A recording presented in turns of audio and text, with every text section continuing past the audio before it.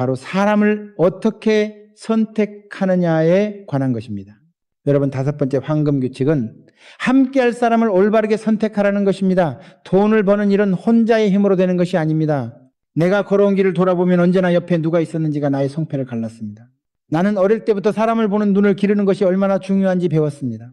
가난한 사람들의 공통점은 늘 자기보다 더 게으르고 더 불평이 많은 사람들과 어울린다는 것입니다. 왜냐하면 그게 편하기 때문입니다. 그러나 편안한 길은 성장의 길이 아닙니다. 반대로 부자는 자신보다 더 큰 꿈을 꾸는 사람, 자신보다 더 열심히 사는 사람과 함께합니다. 그것이 곧 자신을 끌어올리는 길이기 때문입니다. 내가 회사를 키우는 과정에서 수많은 협력자와 직원을 만났습니다. 한 번은 은행에서 대출을 받으려고 찾아갔습니다. 당시 나는 작은 건설 일을 하고 있었고 담보도 넉넉지 않았습니다. 은행원 한 명은 내 사업을 비웃으며 말했습니다. 정 사장, 이 일은 무모합니다. 큰 회사들도 손대지 않는 분야인데 어떻게 하시겠습니까? 그의 눈빛은 차가웠습니다. 그 순간 나는 깨달았습니다. 이런 사람은 내 곁에 두면 안 된다는 것을. 왜냐하면 그는 현실만 보고 가능성은 보지 못했기 때문입니다. 반면에 다른 한 은행원은 내 이야기를 끝까지 듣고 나서 이렇게 말했습니다. 정 사장, 당신은 확실히 무모합니다. 그러나 무모함 속에 가능성이 있습니다. 내가 믿어드리겠습니다. 그의 한마디가 내 사업을 살렸습니다. 그리고 그와의 인연은 이후에도 이어져 많은 위기에서 서로를 믿고 함께 나아갈 수 있었습니다. 여러분, 사람은 단순히 만나는 존재가 아니라 당신의 운명을 함께 만드는 존재입니다. 여러분, 가난하게 사는 사람들의 특징은 있습니다. 늘 불평하는 사람, 늘 핑계만 대는 사람, 늘 실패를 운명이라 말하는 사람과 함께 한다는 것입니다. 그런 사람들과 오래 어울리면 결국 본인도 같은 운명을 맞이하게 됩니다. 그 반대로 부자는 자신에게 도전하는 사람, 가능성을 이야기하는 사람, 어려움 속에서도 길을 찾는 사람과 함께합니다. 그것이 곧 성공으로 향하는 문입니다. 내가 중동 사막에서 공사를 맡았을 때도 그랬습니다. 그곳은 낯선 땅이었고 더위와 모래 폭풍, 언어와 문화 차이가 우리를 시험했습니다. 많은 직원들이 두려움에 사로잡혔습니다. 그러나 나는 단호히 말했습니다. 여러분, 우리가 서로 믿지 않으면 아무것도 할 수 없습니다. 이 사막은 우리를 쓰러뜨릴 수 없습니다. 우리가 쓰러지려면 그것은 우리 스스로가 서로를 믿지 않았기 때문일 것입니다. 그때부터 나는 사람을 선택하는 것이 단순히 능력을 보는 것이 아니라 함께 끝까지 갈 수 있는 마음을 가진 자를 찾는 일이라는 것을 알았습니다. 여러분, 부자는 사람을 고를 때 단 한 가지를 봅니다. 이 사람이 위기 앞에서 도망칠 것인가 함께 버틸 것인가. 그 차이가 결국 회사를 살리기도 하고 무너뜨리기도 합니다. 나는 임직원들에게 항상 이런 이야기를 했습니다. 능력 있는 사람은 많다. 그러나 끝까지 남는 사람은 드물다. 나는 끝까지 남는 사람을 고른다. 실제로 내 곁에 남아준 사람들은 위기 속에서도 웃음을 잃지 않고 문제 앞에서 방법을 찾았습니다.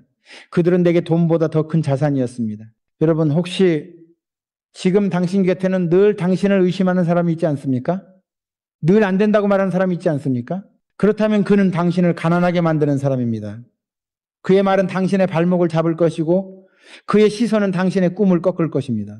반대로 당신 곁에 당신을 믿어주는 사람이 있습니까? 당신의 가능성을 먼저 말해주는 사람이 있습니까?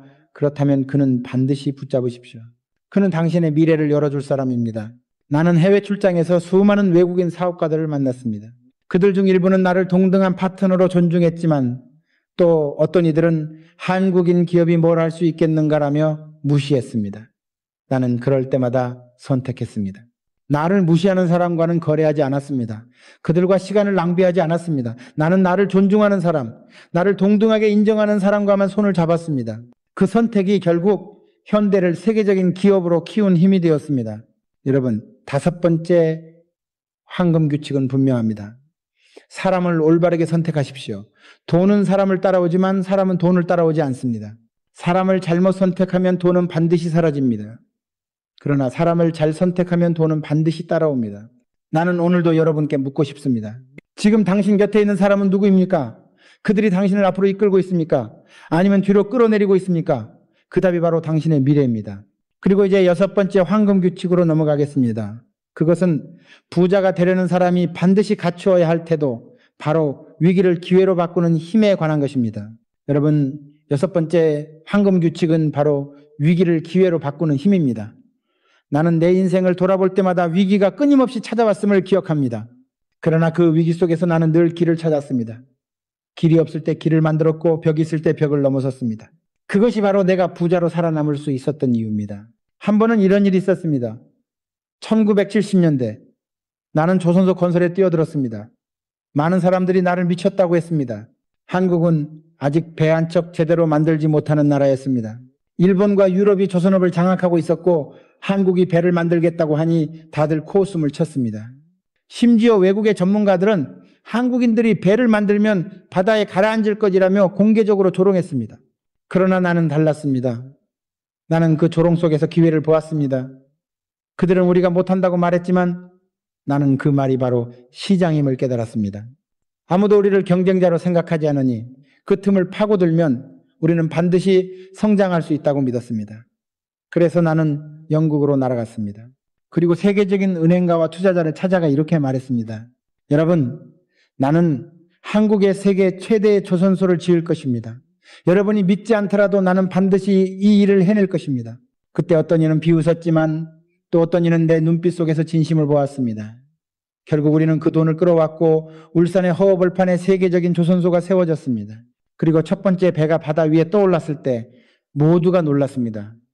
한국은 해냈습니다. 그 순간 나는 확신했습니다. 위기는 우리를 막는 벽이 아니라 새로운 기회의 문이라는 것. 여러분, 가난한 사람들은 위기를 보면 무릎을 꿇습니다. 끝났다. 이제 망했다. 그렇게 생각합니다. 그러나 부자는 다르게 생각합니다.